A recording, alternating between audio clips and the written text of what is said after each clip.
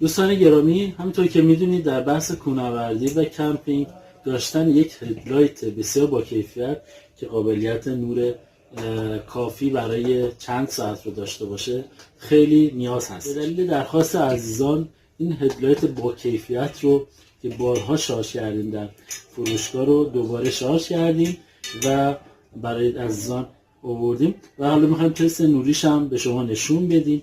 این هدلایت چند حالت نوری داره: نور متمرکز، نور مهتابی و یا همون هدلایت، نور قرمز SOS و نور قرمز آبی یا همون پلیسی که بعضی از دوستان میگن.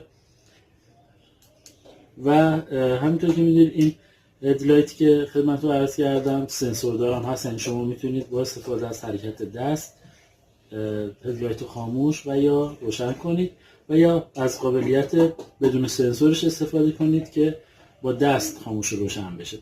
و این هدلایت ضد آب هستش. من داخل این ظرفی که آب هست میندازم که شما قشنگ ضد آب بودنش رو ببینید و همینطور که میبینید زیر آب هم این عمل میکنه.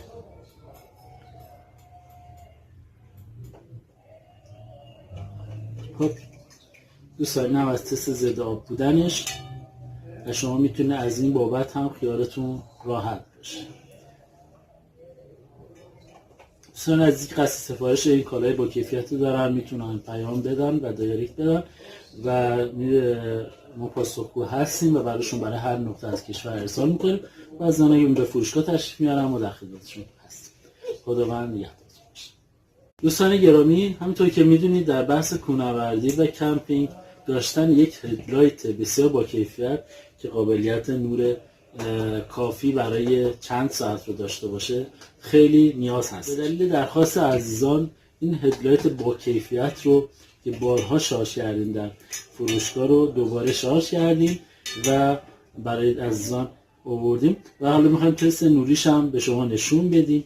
این هدلایت چند حالت نوری داره: نور متمرکز، نور مهتابی و یا همون هدلایت، نور قرمز SOS و نور قرمز آبی یا همون پلیسی که بعضی از دوستان میگن. و همینطور که میدونید این هدلایت که خدمت رو عرض کردم سنسوردار هم هست، یعنی شما میتونید با استفاده از حرکت دست هدلایت خاموش و یا روشن کنید و یا از قابلیت بدون سنسورش استفاده کنید که با دست خاموش و روشن بشه. و این هدلایت ضد آب هستش. من داخل این